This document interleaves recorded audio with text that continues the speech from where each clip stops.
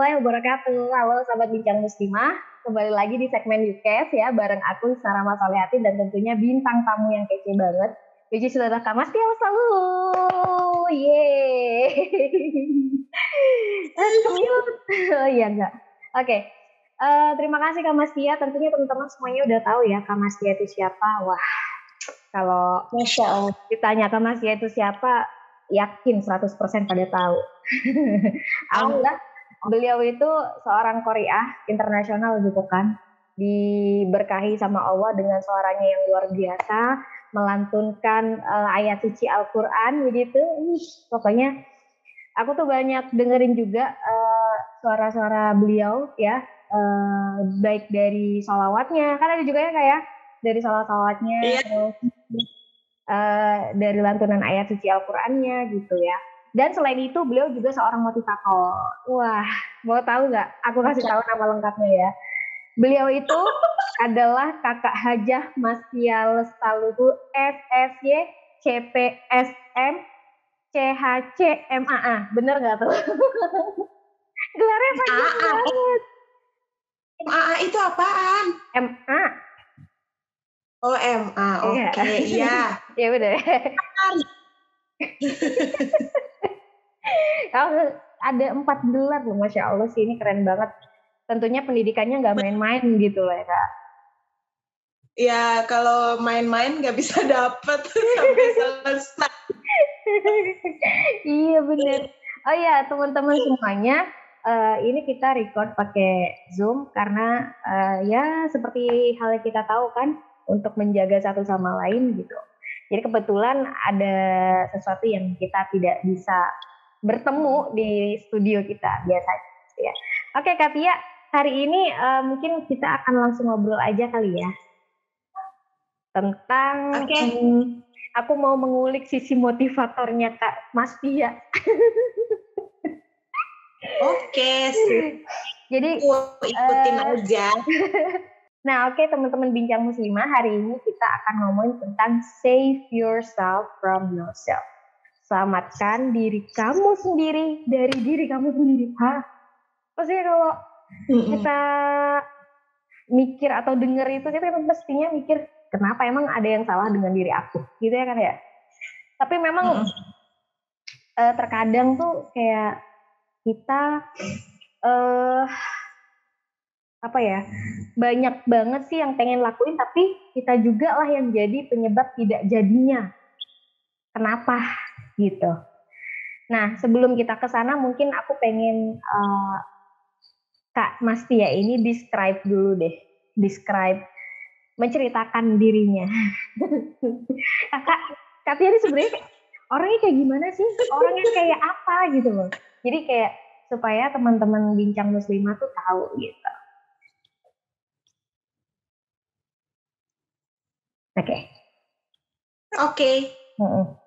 Oke ya. Aku mulai ya. Bismillahirrahmanirrahim. Assalamualaikum warahmatullahi wabarakatuh. Waalaikumsalam. Bincang Muslimah. Alhamdulillah sebelumnya aku mau makasih banget udah diundang ke sini dan aku merasa tersanjung sekali. Meskipun ini kayaknya berat banget ya, tapi seru banget. Pokoknya aku udah lama banget soalnya nggak ketemu sama Ukhti. Aku simpen nomornya di handphone aku. Ukhti Muslimah Hafizah Qonitat. Pokoknya panjang banget namanya. Lebih panjang dari gelar Kak Tia sendiri. Alhamdulillah. Kalau misalnya ditanya aku siapa, aku sama seperti teman-teman ya. Artinya aku manusia biasa yang makannya sama kayak teman-teman, nasi, sayur, ikan, minumnya sama-sama teh. Dan aku suka banget sama tema pembicaraan kita. Tema perbincangan kita ya, Bincang Muslimah kan. Jadi aku seneng juga dengan temanya karena aku percaya banget semua orang itu punya kesempatan yang sama yang diberikan oleh Allah. Tapi yang membuat mereka berbeda satu sama lain tuh dilihat dari gimana dia berjuang mempertahankan atau melanjutkan hidupnya, terus gimana dia memandang dirinya gitu ya. Kan kadang-kadang kita tuh lebih ringan untuk mengomentari hidup orang, lebih mengenal orang gitu. Kayaknya kalau untuk memperkenalkan sosok orang lain tuh kita lebih jago gitu daripada memperkenalkan diri sendiri. Mas, kelebihan dan kekurangan kita tuh kadang-kadang kita masih kebingungan gitu. Aku butuh apa ya? Aku nyari apa ya? Kayak gitu-gitu. Makanya apalagi di masa pandemi ini aku jadi melek banget tentang kesehatan mental ya. Karena sebelum pandemi aku orangnya suka banget ikut seminar-seminar gitu tentang pengembangan diri, psikologi gitu-gitu. Tapi sejak pandemi ini lebih banyak tergantikan dengan nonton live Instagram atau YouTube tentang kesehatan mental. Pada akhirnya aku baru benar-benar sadar juga bahwa ternyata mencintai diri kita sendiri itu lebih utama daripada mencintai orang lain. Dan kita harus lebih care dengan diri kita. Kita harus lebih care dengan diri kita dibandingkan kita care dengan orang lain. Karena itu juga yang membuat aku semakin bisa menerima diriku Mas Tia saat ini gitu.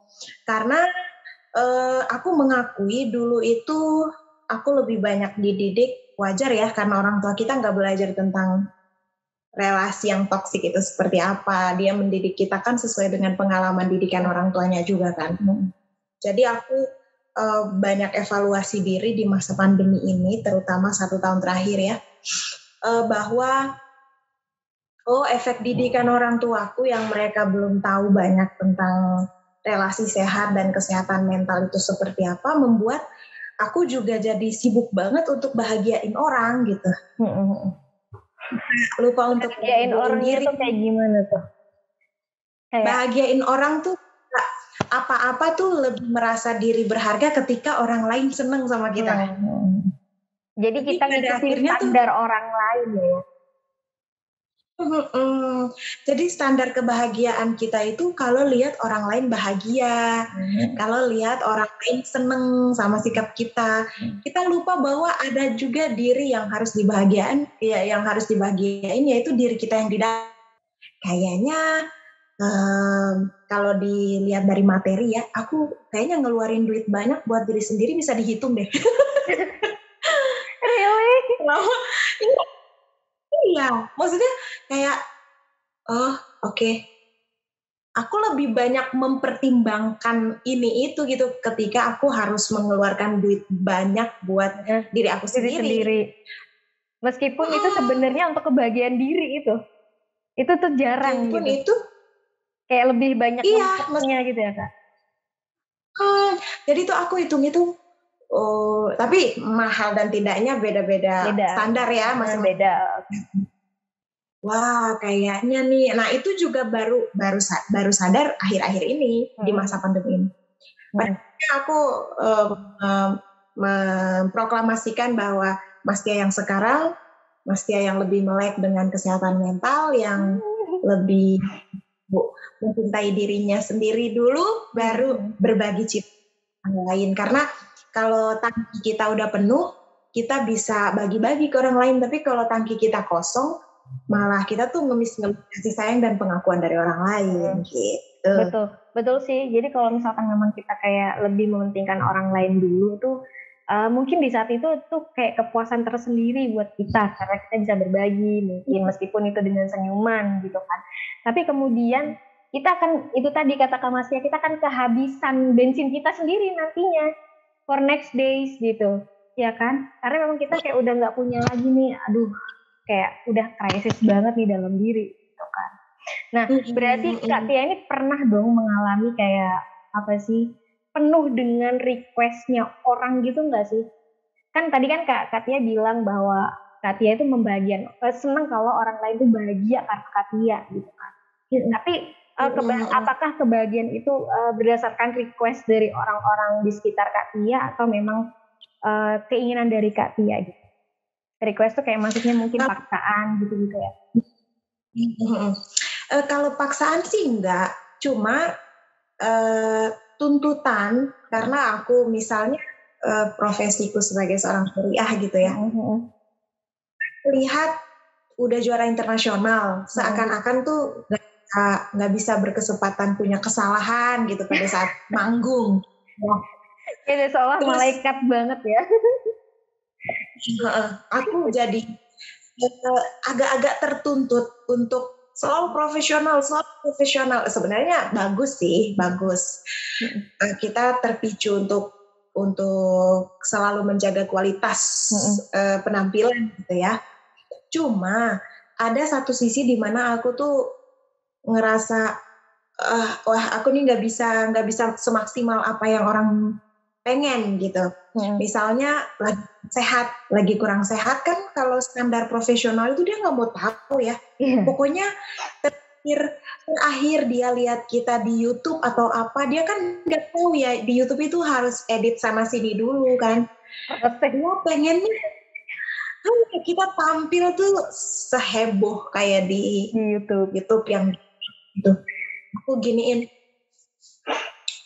Awal-awal aku tertuntut untuk oke lah, doain ya semoga aku maksimal. Aku selalu kayak gitu. Doain ya semoga aku maksimal, doain ya. Nah kesininya setelah udah belajar mencintai diri sendiri, akhirnya aku selalu bilang ke panitia gini, aku lagi kurang sehat. Aku minta pemaklumannya kalau memang penampilanku nanti tidak seheboh yang sering dilihat di YouTube.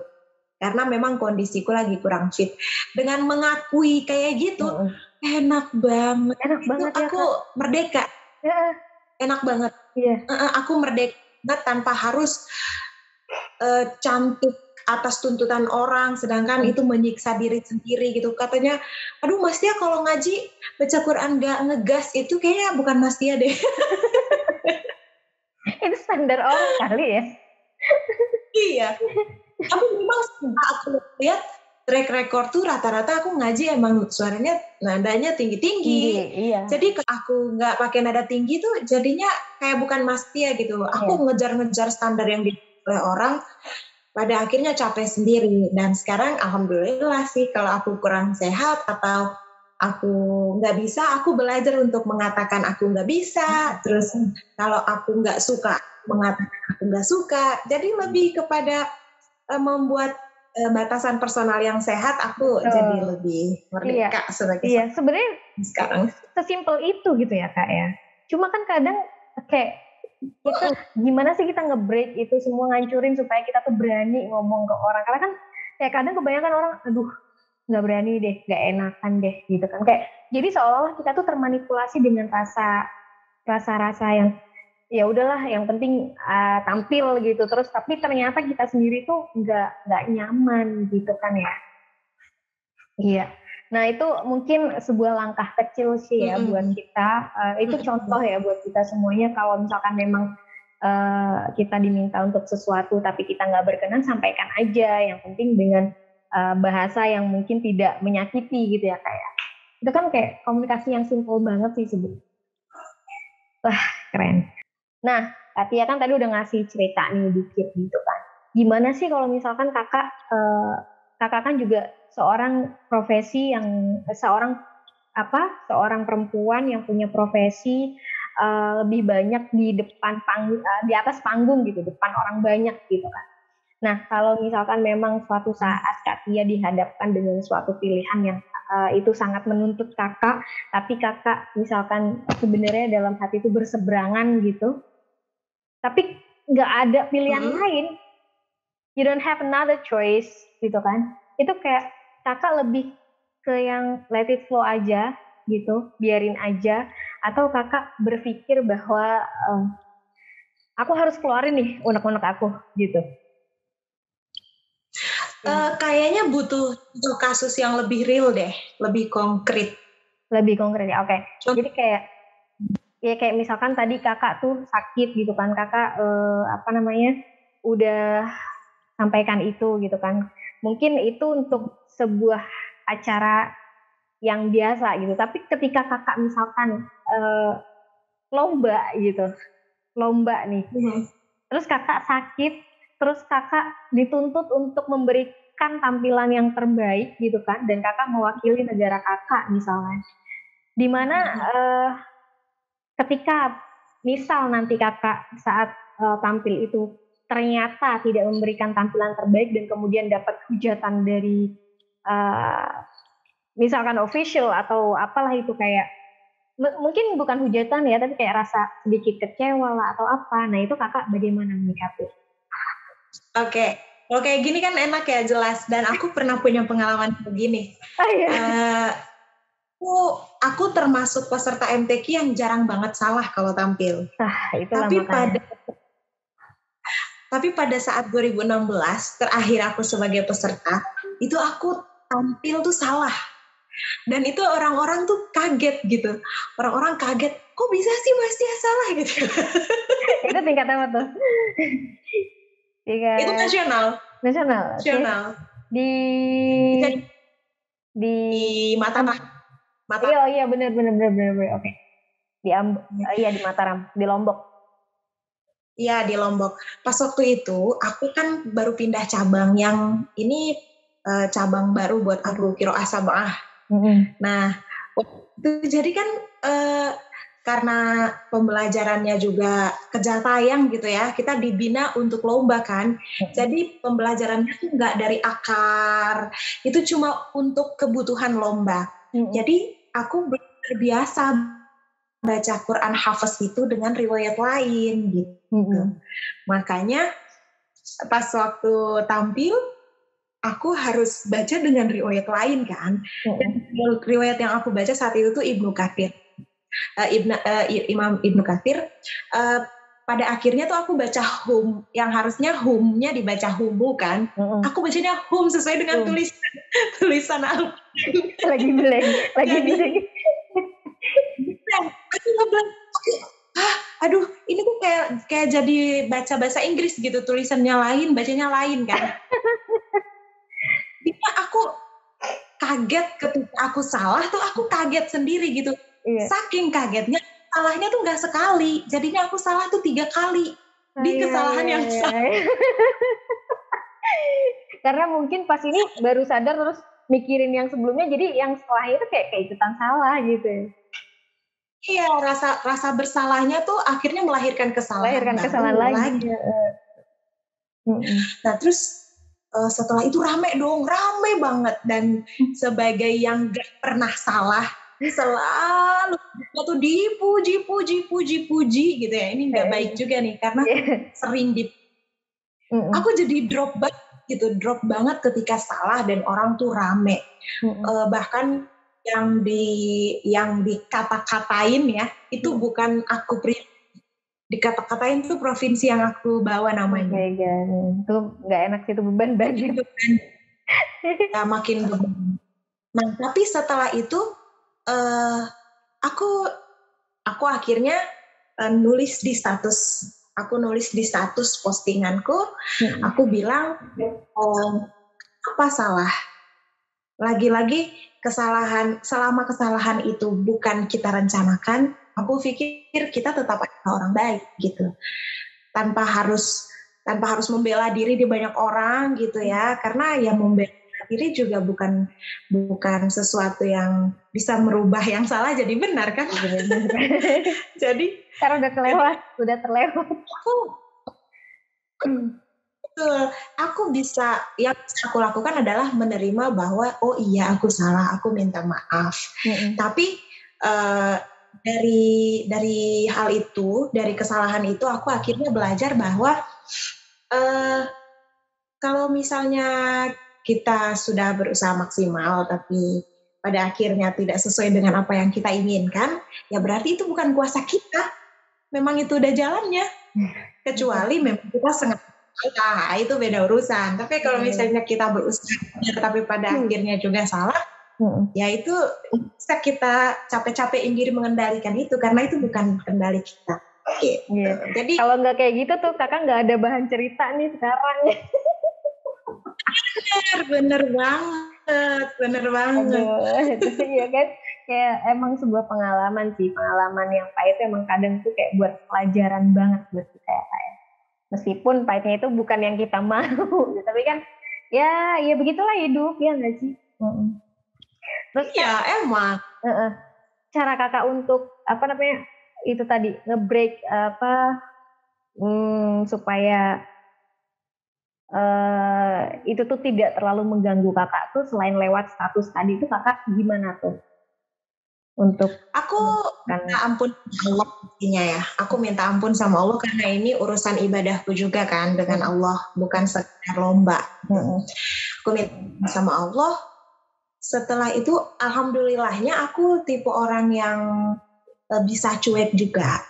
Jadi selama itu yang tadi aku bilang, selama itu bukan kendali aku ya udah aku biarin aja.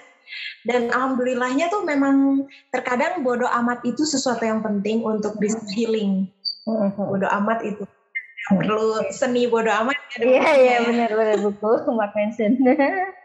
Nah, jadi kak, kapan kemudian kakak tuh kayak menyadari ya udahlah, akhirnya aku memang butuh waktu untuk aku butuh cara untuk mengedepankan aku, ya tentunya bukan ego ya, tapi kayak ya I need to see myself gitu. Itu kapan kak? Kalau kesadaran itu sebenarnya udah mulai tumbuh sejak aku kuliah di Kahfi. Jadi Kahfi itu kan salah satu kampus aku juga, D4 Motivator itu.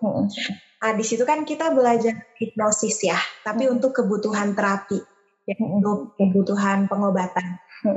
Nah, sejak mengenal ilmu hipnoterapi itu, aku udah mulai belajar healing sendiri. Jadi bodo amat yang aku lakukan kan itu bagian dari healingnya.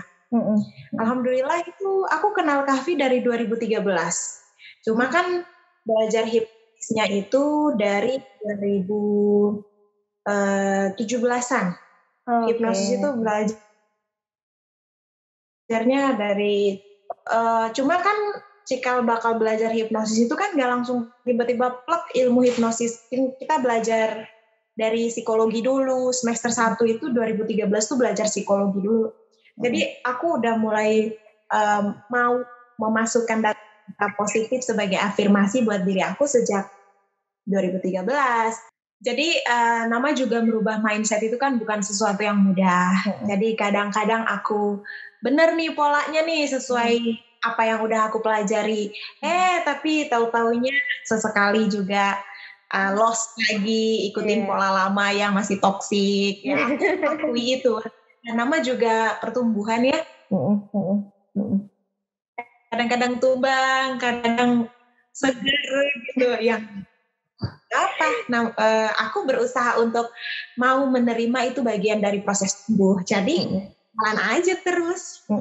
Kayak rajin menyirami aja gitu ya, Kak. Rajin menyiram, rajin mupuk gitu ya. Iya kan, rajin mengingatkan diri. Iya betul, iya, benar. Kan di situ. Betul. Oke. Terus Kak, by the way, boleh nggak sih sharing ke kita gitu? Apa sih sebenarnya purpose-nya dari Kak Tia itu? Apa yang jadi kayak fokus? Iya, fokusnya Kak Tia itu apa? Purpose-nya apa? Tujuannya itu nanti bakal kalau aku untuk saat ini, aku pengen membantu diriku berbuat baik ya, dengan cara aku mencintai diri aku sendiri. Setelah itu aku berbagi. Yang kedua adalah aku berbagi. Kayaknya dari dulu tuh aku seneng banget ngajar. Jadi aku pikir, dengan ngajar itu ternyata banyak banget kesempatan aku untuk berbagi kebaikan.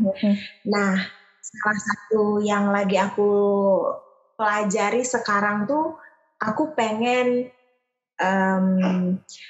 mengubah mindset aku dan masyarakat di sekeliling aku tentang Qori'ah itu bukan cuma harus fokus memperindah bacaan Al-Qur'annya saja. Tapi bagaimana aku tertarik banget sama salah satu dosen aku. Dia bilang gini, semoga kamu bukan cuma bisa bikin orang terkesima dengan bacaan Al-Qur'anmu, tapi kamu juga bisa membuat orang terkesima dengan penjelasan kamu tentang Al-Qur'an. Dan sebaik-baik ya, kamu bukan cuma ngucap, bukan cuma ceramah, tapi kamu melakukan itu. Jadi aku lagi belajar untuk, kalau teman-teman lihat Instagram aku tuh, aku belajar menyelip-nyelipkan ayat Al-Quran di setiap postingan aku yang rubrik kontemplasi, kayak gitu. Jadi aku pengen ayat Al-Quran itu relate loh sama kehidupan kita, cuma kitanya aja nggak sering-sering ngutip gitu. Makanya aku dikit gitu, karena aku nggak berani juga buat jadi penceramah kayak Ustazah Isna. Oh no. Jangan mention aku please. Jadi pengen kalaupun aku dipanggil Ustazah itu kan bukan atas keinginan aku ya, itu ucapan yang memang gunakan aja gitu. Nah ya udah, kalau memang aku dinilai pantas sebagai seorang agen muslim, sebagai seorang penyampai, aku pengen jadi ustazah tapi dengan wajah baru, motivator gitu. Iya. Jadi aku karena kan sebenarnya secara bahasa kan ustazah itu kan ada seorang guru. Guru itu kan yang menyampaikan sesuatu gitu kan kepada siapapun itu. Jadi like apapun itu materi yang disampaikan, apapun yang dibagi ya why not gitu kan ya. Nggak apa-apa pakai kata-kata ustazah begitu. Itu kan kayak semacam ungkapan bahasa aja sih, kayak teacher, kayak guru di kita di bahasa Indonesia gitu ya. Aduh keren banget sih sumpah. Keren banget. Jadi teman-teman Bincang Muslimah pastinya udah follow kan ya Instagramnya Ustazah Mastia ini. Kita bisa baca loh di situ tuh kayak banyak quote gitu yang tadi Kak Mastia ceritakan. Aku juga kayak baca gitu. Wow, ini keren banget sih Kak Tia, gimana ya ngejelasinnya gitu. Kayaknya waktu Kak Tia tuh banyak banget gitu loh. Banyak tuh kayak maksudnya tuh kayak wow, orang sesibuk ini kok sempat gitu loh bikin orang penjelasan yang panjang.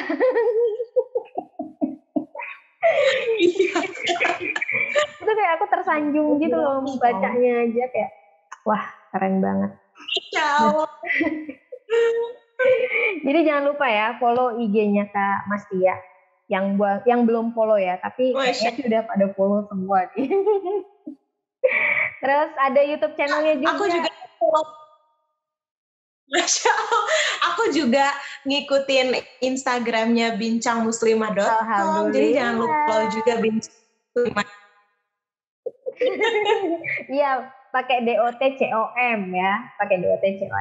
Nah, jangan lupa juga follow jangan lupa juga subscribe YouTube channelnya Kak Mastia. Namanya Mastia Lestaluhu Official ya Kak ya, kalau nggak salah ya. Ya kan? Aku betul dong. Benar. Iya. Terima kasih. Aku makasih banyak Kak Tia di episode ini udah bisa berbagi tentang gimana sih kita menyelamatkan diri kita dari apa yang tidak kita inginkan. Ya Kak. Wah, mudah-mudahan bermanfaat. Nanti kita sambung lagi ke obrolan setelahnya. Makasih Kak Tia. Assalamualaikum. Waalaikumsalam Ustazah Isna.